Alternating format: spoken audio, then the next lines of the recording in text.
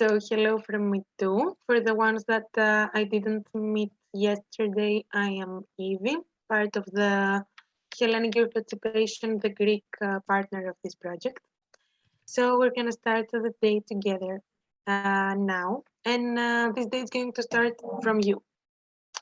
So I think that we're talking a lot about education, about very specific topics of it, but the general concept is defined by the education system of the country. So we were talking with the girls during preparing this seminar, and we were thinking how important maybe it's the role of the system and the environment that the system gives you in the education. So it's the one that gives you the possibilities, the tools, everything. So since we have different countries in the seminar, I think that it would be very interesting to see the specific characteristics of each education system. So what we would like to do now is to work in national teams. So we'll have one team from Romania, one from Spain, and one from Greece. And I would like you to come together to brainstorm a bit to see the specific characteristics of the education system in your country, as you know it better than anyone, since you're educators and teachers, and create a small presentation in order to present it to the other people so that they get to know a bit more about your country's reality. So what I need you to include in this presentation, it can be like the system, how it's divided, like how many years of primary school, how many years of high school, things that are different in the countries, but also characteristics that you find important about maybe the behavior of the teachers, maybe the exams, or how the people enter in the school or from grade to grade or to the university. So things that you find important and you think that really define the education system of your country. So great. I saw you did a good work and we have many things to share. So which country would like to start? Who is ready? We can start if you wish. So Greece, the floor is yours. So the school education system in Greece. The school education is mandatory from the age of 4.5 till the age of 15 years old. There are no tuition fees, and textbooks are provided free to all students for private schools. For public schools. There are also private schools when there are tuition fees and the books are not free. From the age of 4.5, we have the kindergartens from age 4 to 6 for 2 years. And then the primary school that has 6 years from the age of 6 up to 12 years old. We have the main teacher that teaches mainly the basic lessons, such as the language, the Greek language, and the maths, history, and we have also some other lessons such as art, music, and the foreign language, English first, and then students can choose mainly French or German as a second foreign language, taught by the relevant professors, teachers. Then we have the junior secondary level, gymnasium, which is for 3 years. And if there are some students who wish to be taught music and art, they can choose through examinations and go to musical schools. There are not many in Greece, but there are some here in Athens and in some other big towns in Greece. There are also some, not many, art schools, and where Greek students go to where they are interested in this field.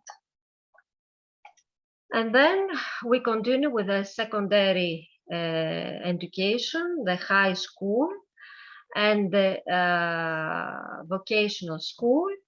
Vocational school is oriented to professional technical orientation, and the high school, as in also in the elementary school, we have examinations for experimental and for model schools, where some new methods which are considered experimental are used in order to provide something new and innovative.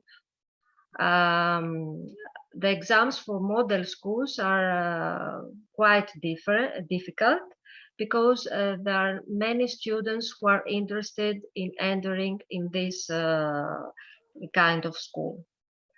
And then at the end of the secondary education, at the high school, at the 3rd grade, we have the Panhellenies exams, which are considered very, very, very important for the students. That's why almost all of them go to Frontisterio. That means to extra education after school, or private lessons are taken in order to be able to pass this kind of exams, which are very, very stressful for the Greek students. And their great importance is given to these exams because after these exams, they can enter the university, and some faculties are very difficult. The score is very high in order to enter the university. The Panhellenic exams are taken every year at the beginning of June. That's for all of our country in a very detailed way. What about your country now? Thank you very much for the presentation. Do we have questions, anybody? And since I cannot see all of you, yeah, I have one question. If your exam while during school, they are written or oral one? The exams are written for most of the cases, and in some cases where students cannot write exams, they are certified from the organization, from a Greek organization, education organization here in Greece, that they have a difficulty in writing the exam. They are examined orally. Okay, so normally they are written. Just in this case, you have oral exam. Okay. Yes. Thank you, Sophia. Anything else?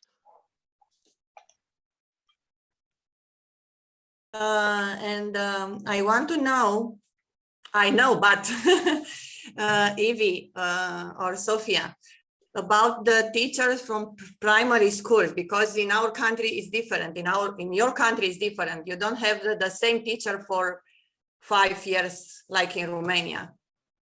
Please, Evie or Sophia, tell us. There are, for primary school, there is the main teacher who teaches the main lessons, but there are also some teachers about music, maybe, or art, depends. Yes, I know, you tell us about this, but I know in Greece you have one teacher for every year, no for 5 years, the same no, teacher. No. Every 2 years, I think. Please correct me if I'm wrong.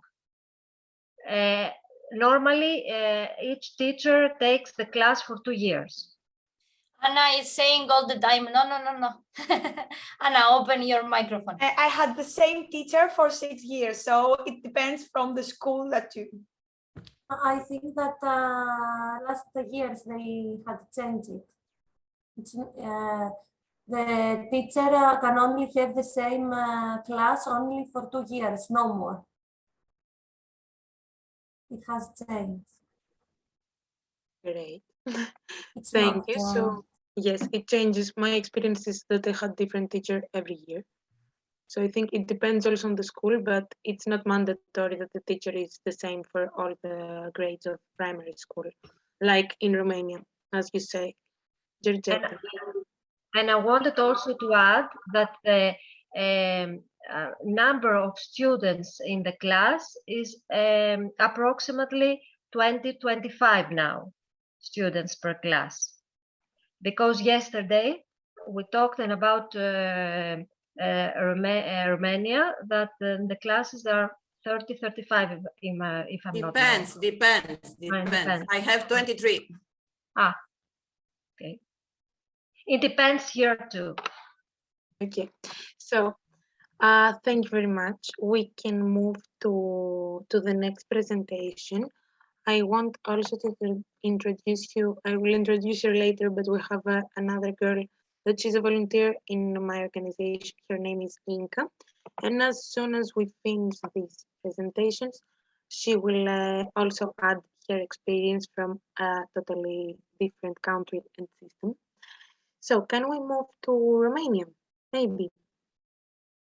Do you want from Canva, or do you want a presentation which we saved? As you prefer. Okay.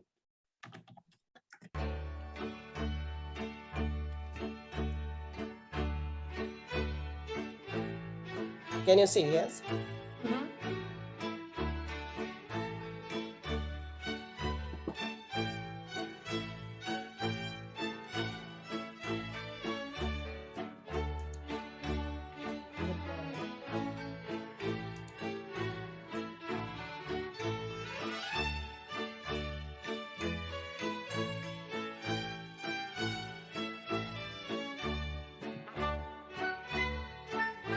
I will put here short pauses because you can see and you can read. Can you go back to the last slide? Okay. After that, I will share again. Okay. You lose the moment or you song.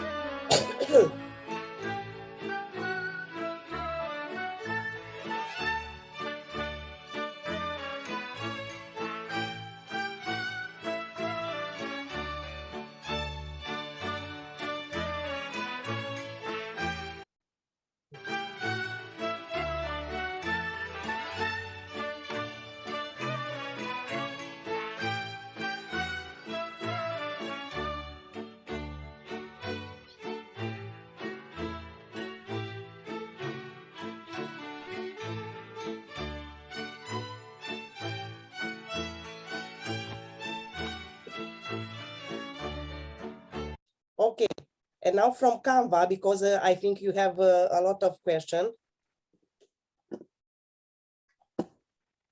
And I will let Nineta or Georgeta or... Nineta, because she is a boss. Oh, Georgeta. Please, Georgeta. Nineta, it's very difficult for me because it's not my work. Our work. Our work, yes. In Romania, education, it's almost the same in Greece. We start with the kindergarten until 5 years old. Okay, and then we have primary school for 4 years, no 5, 4 years, for 6 years old until 10 years old. After we have gymnasium in Greece, or high school, or gimnaziu, cum e gimnaziu fetelor pe engleză? Junior high school. Okay, and after we have high school for 4 years, collegium. In our country, now the last 1 or 2 years, I don't remember, but 1 year, it's a law. In primary school, the maximum students must to be 25. And in the high school, 29. This is better for us because, for example, my generation, the generation who was my generation before this generation, was 34 students in my class, but now I have only 23. It's more better, of course. In Romania now, we have problems with the time because now for the winter time, 1 hour for lesson hour, it's only 40 minutes. And for me, for example, it's very, very small, this time for one lesson. But I hope for the next month to be 50 minutes, because the summertime it's closed and they change the program. For the high education, we have the same schools in Romania, schools, private schools or public schools. We have schools, vocational schools, music or arts, or for army schools. And in the university, we have university, private university, and public university. And the difference in Romania with Greece, I speak about Greece because I know Greece, and Irina, who speak about Greece before. Sophia. I don't remember the name. Yeah. Sophia. There is in Greece almost all the students make frontisterio. Frontisterio, Sophia, in English is? Supplementary education lessons after school. Yes, it's after school with money. It's with money, this frontisterio. And very expensive. The lessons which prepare the students are very, very expensive. Yes, yes. And in Romania, we don't have this frontisterio, this after schools. If the parents want to learn more, to know their children, to know more knowledge, they pay for this after school. But there is many children, many students, many kids who don't make this program, and they are success in the university. I want to tell you about the students from Greece in Romania. We have many students in our university from Greece. Many doctors in Greece. There are doctors who study in Romania, and I'm very proud for this.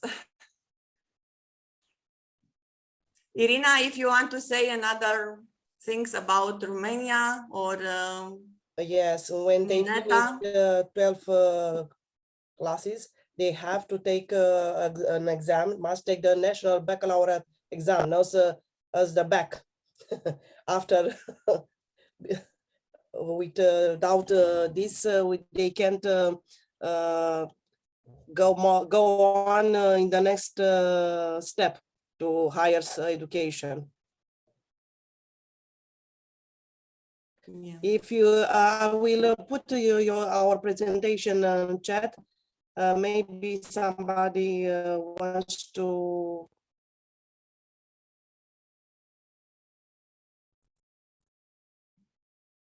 And another things, I like a teacher, primary teacher, I have the same children's 5 years.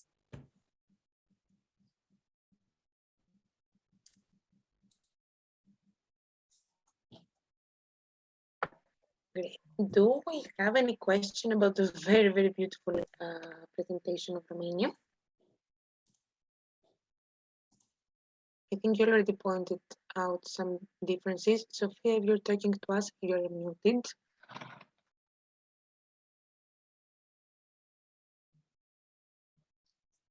Georgetta, you told us that you have your students for 5 years. So Yeah. the primary school is 5 years. Yes, Yes. 5 years. Primary school, it's 5 years, and the gymnasium is 4 years.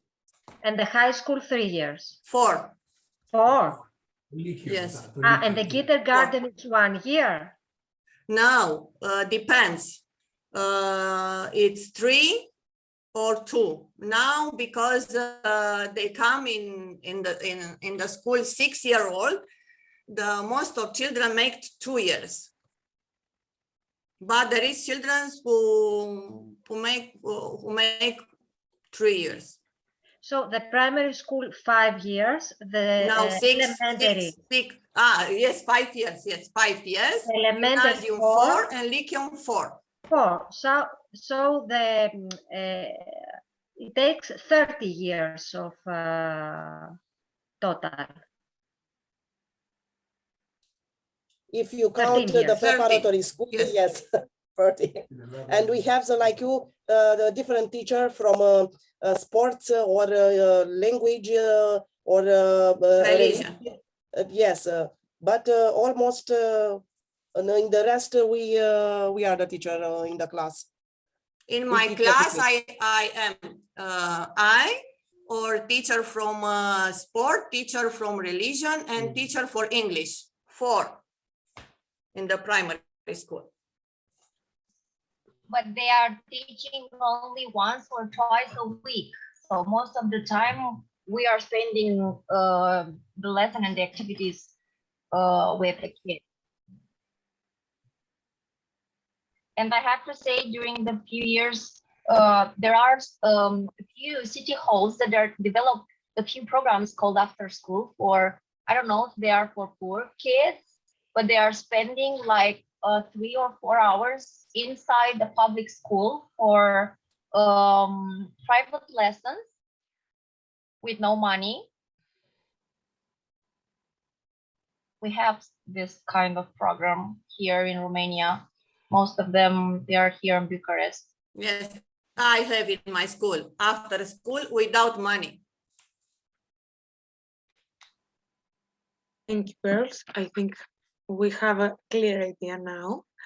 I think we can move to Spain. Miriam and Isidoro. Okay, here in Spain, we have first the kindergarten from 0 to 6 years. This is not compulsory, and it's basically social interaction. They teach us only maybe to write our names and some kind of games to know each other. And they teach us to the siesta. we don't have exams or something like that in this time. And there is a half of an hour after we have lunch in which the teachers give us a time to just be lazy in the floor and to be quiet and thinking in or sleeping. This is not compulsory. And then in the primary school is from 6 years to 12 years. Here we start to learn Spanish, math, music, a lot of signatures, but all the things that we learn here are basic things. For example, we have the knowledge of the environment. That is, we learn about biology, history, geography, but it's not too much things. Just a lot of basic things to have a general point of view of the things. Also, we study English. And in some schools, the people can study English and French, or English or French. It depends of the school. We can study only one language or maybe two. Here the exams are grading exams. In all our life studying, the exams are going to be grading. And then we pass to the secondary school. It's called ESO, literally secondary obligatory education. And here we study the same things that in the primary school: math, language, English, history, geography. But now we have a deeper knowledge, and we start to in the third course. There are 4 courses, and in the third course we start to decide if we want to study more science or we want to study humanity. At this point, we have to decide if we want to study in one thing or another. We have to do also greater exams during all the 4 courses. And it's obligatory to study this until you have 16 years old. Then when you finish these exams and you pass all the exams, you can go to study bachillerato. This is now not compulsory. You can study bachillerato and then do an exam and then go to the university. You can just finish your studies and start to looking for a job, or you can start to study a vocational training. Here in Bachillerato, now you have to decide between science, humanity or social science, and arts. There are 2 courses, and there are both courses are preparatory to the big exams that you have to do to go to the university. During all these courses in Bachillerato, you are going to select one signature or another, depending on the things that you want to study. If you want to study maths, you are going to pick science, or you are going to start to pick mathematics, physics, and all these kind of studies. And if, for example, you want to study arts, you are going to pick art, history of art, painting, and all these kind of studies. If you don't do bachillerato, but you want to study something and you don't want to go to the university, you want to know how to do some jobs, you have the option to pick vocational training. In vocational training, you have 2 levels. The first level, that is from 16 to 18, It's called vocational training, medium vocational training. Here you can pick whatever you want. I don't know, electronics, informatics, or maybe, I don't know how to tell in English, maybe how to repair cars. Then you have here 2 courses, and if you want to continue studying and become a better professional, you can go to vocational superior vocational training. That is from 18 to 20. But here I have studied this kind of studies, and maybe there is a guy that is 25 years old. Here, when you finish the secondary, you can start to study this immediately you finish the secondary school, or you can start to study this when you are 25 years old. It doesn't matter. And then after that, we don't have time to put in Canva, but after vocational training, you can start working, or you can go to the university if you want. If you have studied vocational training, you can go to the university, and some signatures and some lessons of the first years in the university are going to be easier for you, and others is going to be convalidate. Just if as you have studied here, you don't have to pass the exam in the university. It's going to be approved for you. And if you have picked the bachillerato, you are going to do the exams to pass to the university, and then you are going to start to study in university. I think that's all. I have to say that thankfully, all the studies that I have mentioned are public. You can go for free because you have to pay for books. If you go to study in our town, you have to pay for the flat or the bus to go to the other city. But all the studies and all the levels are for free, and in the university, for example, is public también, but you have to pay the first pay. You have to pay for the signature, but all the things that become after that is going to be for free and public. And I think that that's all. If you have any question. Thank you very much. Yes, I have questions. Go, Irina. I have a question for Spain and Greece. Because when we are talking about education system, we are not talking about only children. We are talking about the teacher too. And I have a question for Spain and Greece. How difficult it's in your country to become a teacher, or how easy it is to become a teacher, to be a teacher? Okay, I will answer first if you don't mind. For example, if you want to be a teacher in primary school until the children are 12 years old, you have to go to the university and study a career for that.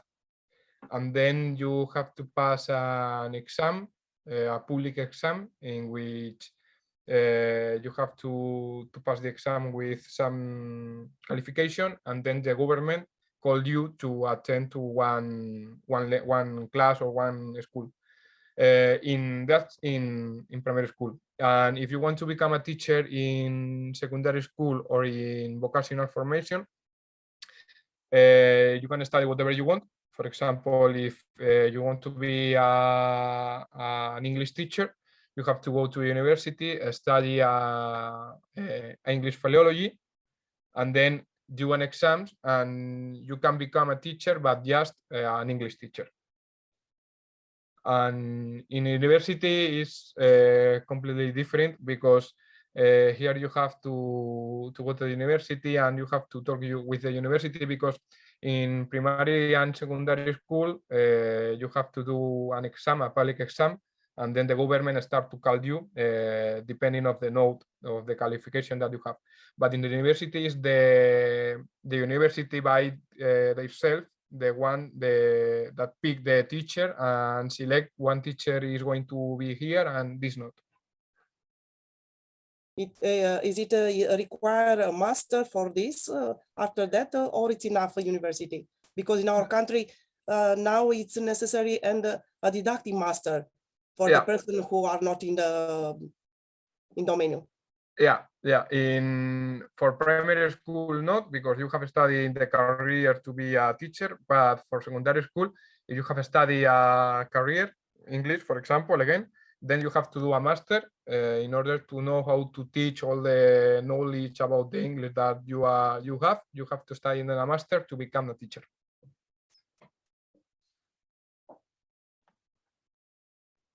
Thank you. You're welcome.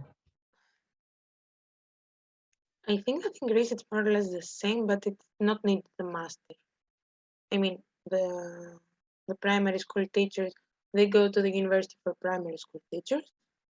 And then yes, for high school, it depends on the field. I mean, philologist or mathematician or physicist, this kind of things. I don't know if you have to add something. I have to add something about it. For example, if you want to teach English at schools, when you study English literature or French literature, you can teach English or French, or which language have you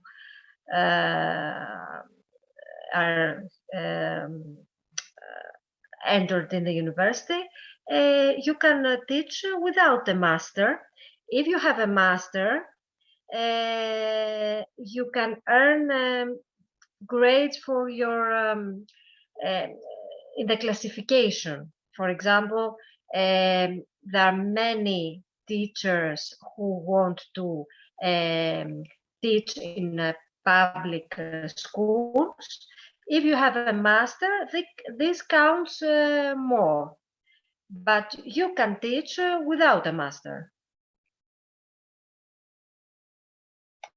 Thank you. I want to ask something. In Greece or Spain, both countries, in which time do you start your school day? In primary school, and if in Greece or Spain the primary schools are mixed with the secondary school.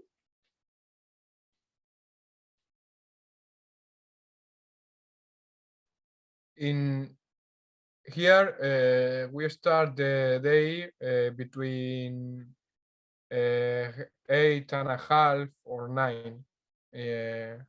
In primary school at 9 more or less, and then in the high school in secondary before that hour, 8 or 8:30.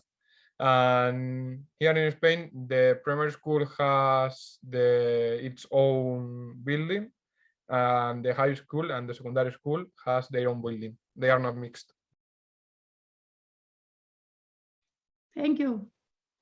In Greece, the school starts at 8:30 almost, and ends depends from the hours. The last one is at 2 o'clock. I think Cecilia asked. And they are mixed, primary and secondary in the same building? Depends. There are some schools who are in the same area or in the same buildings, but general it's indifferent. Yes, we are We together. have the unfortunate to be mixed, and is not at all in 30 years after the communism gone. We don't evolve. We didn't evolve, unfortunately. So we have elementary and secondary mixed together and in the same building, one after others, and it's not a good idea. It's not, and the time when we start the school day, it's not very happy. 8, even 7 and 7:30 in some schools. So it's the normal thing when we have to copy. Romania have to copy this.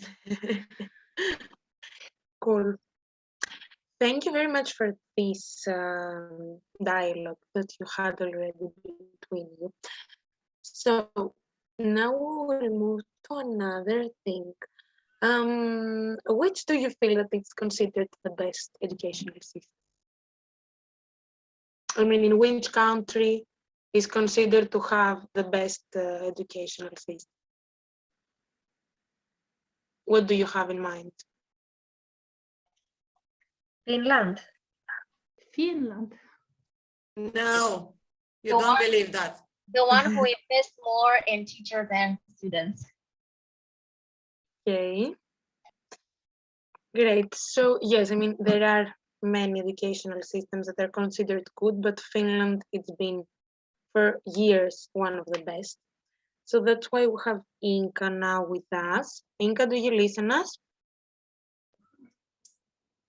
Yes. Hello. So Inka is a Finnish girl who has been in the Finnish education system. And she's here to tell us a bit things about the Finnish school system as she experienced it. And you can also ask her a few things about it. Yeah, So, can you Inka. hear me well? Okay. I'm trying to explain everything as well as I can, and if you have questions, feel free to ask. So for me, I haven't been in university yet, so I can't give my own personal experience from that. But I can talk a bit about the whole education system. So we start with kindergarten. It's not mandatory, but a lot of parents put their children there to learn to communicate with different kids. And it's, of course, if they have work, they don't have time. 6 years old. And after preschool, we have primary school from 7 to 12. In primary school, we study the normal subjects, mathematics, English. Also, I think nowadays it used to start later, but as Swedish is our second language, it's mandatory to start studying it at, I believe, 11 or 12 years old. I'm not sure, because for me it was 13, but I think nowadays it's 12. And after primary school, we go to the lower secondary school. It's for 3 years, from 13 to 16. And in lower secondary school, you can choose a bit what do you want to study. You can study languages, you can take more arts, music. And after lower secondary school, we have high school. And actually nowadays, I just looked this up to be sure, but nowadays, wait, okay. Actually, first about high school. Okay. Sorry, I'm thinking what I'm gonna say.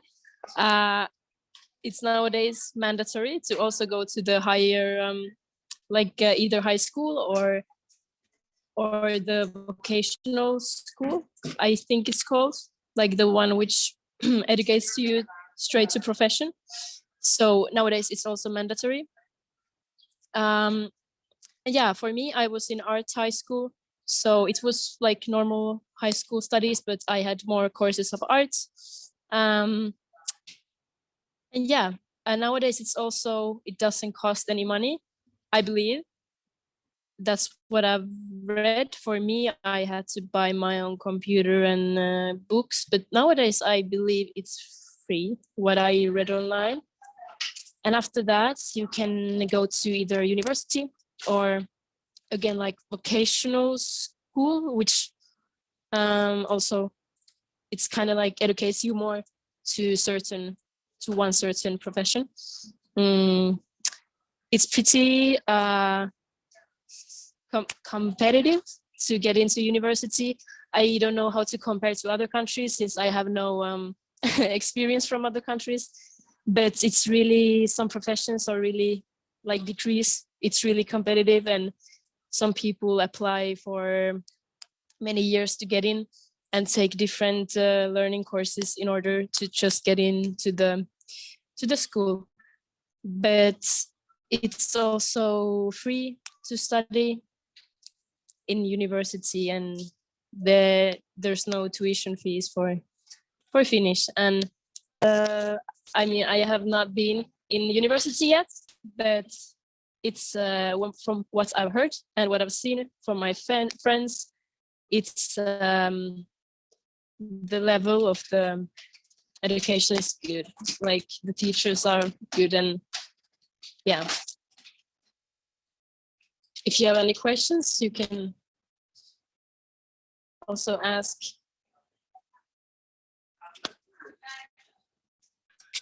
How many children are in a class? In a class? It depends. For example, in primary school, when I was there, I think we had like around 20. So it's one teacher for 20, or also depends. I think in primary school there's one teacher and one assistant, but in the more like lower secondary school, there's maybe, depends on the course, depends on the class, but there's maybe from 10 to 20, 10 to 25, I would say. And university, I'm not I think there's bigger lectures. I have not been on one yet, but yeah, it's around those amounts. So on a normal day for a Finnish student is start at 9 o'clock, no? Or 8? Maybe 8? I don't know, 9? Yeah, and it they depends have, also. I think. How is a normal day? In primary school. How is the normal day? In primary school. Primary school starts around 8 or 9. I believe sometimes even 10 might be, but I think 8, 9 is the normal one. Lasts until primary school. They're a bit younger, so 2, 3, maybe once in a week at 4. And the normal days, I think in primary school, the lectures, they are 45 minutes. I don't think, at least when I was, but I don't think they have changed it. So 45 minutes a lecture. We have breaks in between, like 10 minutes. You go out once a day. We have longer break. You go like 30 minutes or 40 minutes out. Yeah, and then we have a lunch break also, which is free, the food.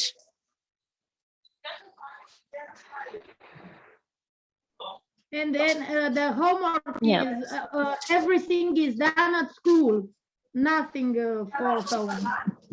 The homework? Yes. No, we also get homework. Yeah, we do get homework. Maybe depends how young you are, but let's say you are in the end of your primary school. It's like kind of a lot of. I remember from my time, we do get things to do at home. But you're doing your homework outside the school or At home. At home. You don't have like an after-school programs? Sorry? You don't have any after-school programs? We do. Do you mean in primary school or older? Primary school, yeah, like a public one. Yeah, we do have after school, like kind of like different clubs. Let's say I think there's a place also where you can do your homework. but also like for people who want to do music, who want to do art, like different groups of people who gather up after school. But also, yes, we have, at least in the school I was, we had a space where people could go and do their homework if they want to stay at the school. Free charge. Sorry? Free charge. I mean, the parents are not paying for anything, right? No, yeah, primary school is free. Thank you. Completely. And for example, if a student wants to learn violin, to play violin, how is this? Music school? He attend a music school or what? I think when you're older, let's say in primary school, if you want to play violin, you have to take courses outside school, I would say. But when you're older, when you enter a high school, so when you're 13, you can apply to a music school, which is specified in music, and there you can practice it more. So, for example, me, I was in art high school, and I had very different courses of art, which was something I wanted. So there's similar schools for music if you want to practice. Yeah.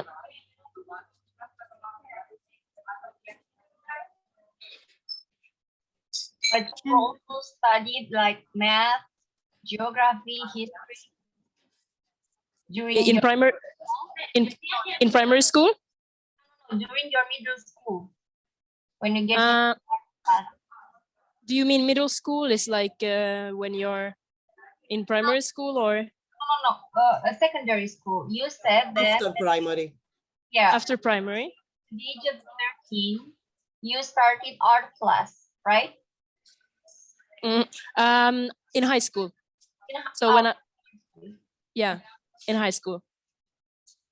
And you also learn in high school the same discipline, the same I don't know, math, history, geography? Yeah. Do you mean me personally, since I was in arts?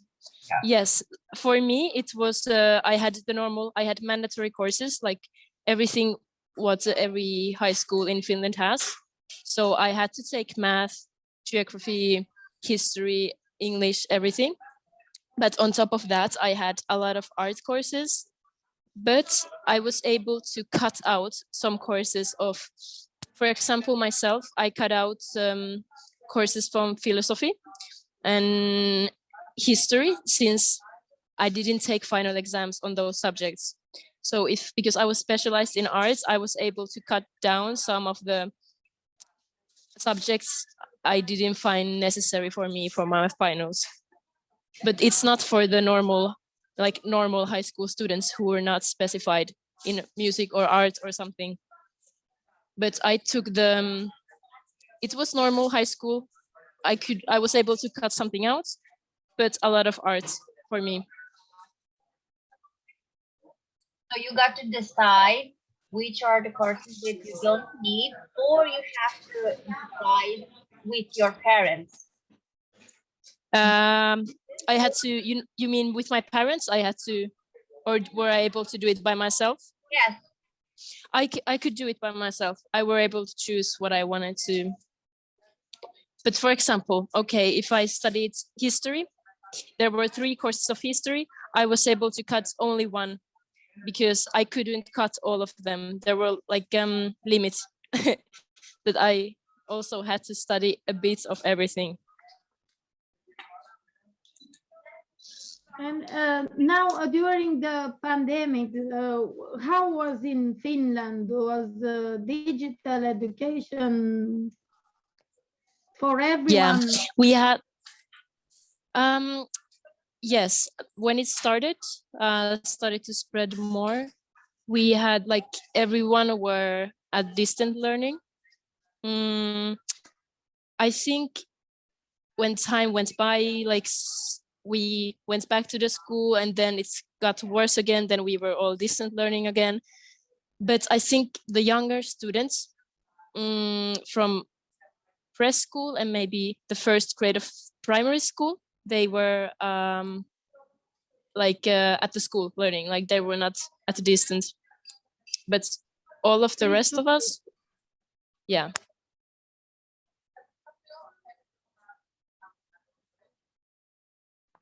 For us,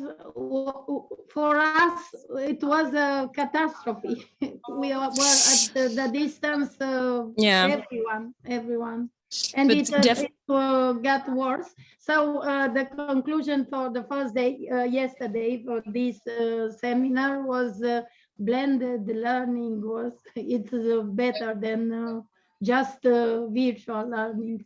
Yeah, it was really hard to be a distance learning, for me at least. Yeah. Not for all, Cecilia. For me, it was very nice. You liked it? Yes. I mean, I like yeah, in a way it was nice, but I think I'm more productive at school, because if I share the space where I rest and if I also work there, I kind of mix it all together. I rest and I work and like at the same time. So I was kind of resting and working all the time. I didn't work and then rest. I feel like it was not so good thing for me. Thank you very much, Inka. Thank you for being here with us and sharing your time and experience.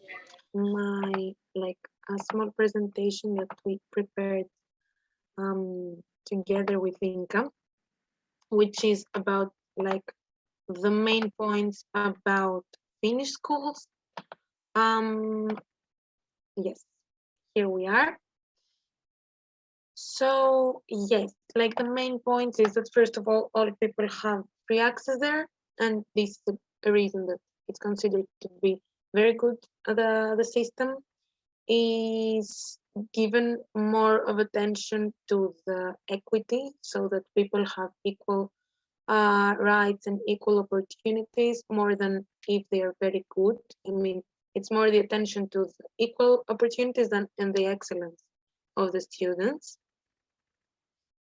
Then a very interesting point that I found out is that children in Finland start in a later year, so they can start primary school from 7 years, and this is kind of giving them more time to enjoy their childhood and play as kids, and then be integrated in a system that makes work more and study, etc.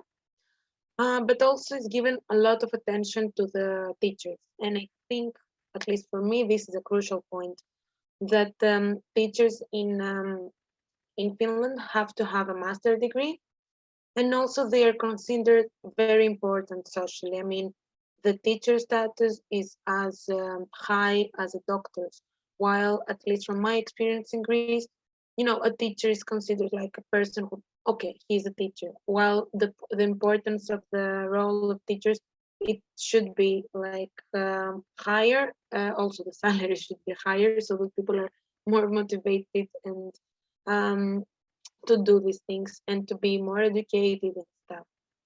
Then the time, both students and teachers don't spend so much time in the school, like they work around 20 hours weekly. Yes, and this was it, I think. I mean, these are the key points that we collect. So why would do all this? I mean, we shared things about our educational systems in the different countries that we live, and we also saw a kind of model education system of Finland. Obviously, I believe that we do not have the power individually to change the things or the ways that our education system works. But I believe that it's very, very important to know the ways that they work, and also to get to know other models, so that we can apply small changes in the way that we as teachers work in this environment. I mean, it's good to have inspiration, to observe how things could be changed, but also by getting to know the realities of different countries, to also appreciate some good points of our educational systems, because many times we tend to say that they are not very good educational system, and this is why things don't work good. But also by observing, I think that we can find good points like having free education or supporting students. So this is from my side. If you have any comments, they are always welcome. But I would like to give also the space to Miriana. I will ask you for something. So as a lot of you are a primary teacher, as I could see, I will ask you to reflect before the starting of tomorrow about the evaluation that we make on students. So just, I don't need you to prepare nothing, just reflect on this. And tomorrow, just before to start, I would like to share you very, very fast what important things you take in consideration when you evaluate students and when you speak with the parents about how the students is going. No, so what are the aspects that you most evaluate in this, and what do you feel that the school is most taking in consideration in this evaluation? And tomorrow we will start with this first question, and then we will see the one things that I will think it will resume the situation of our system today, and also the small change with Finland system.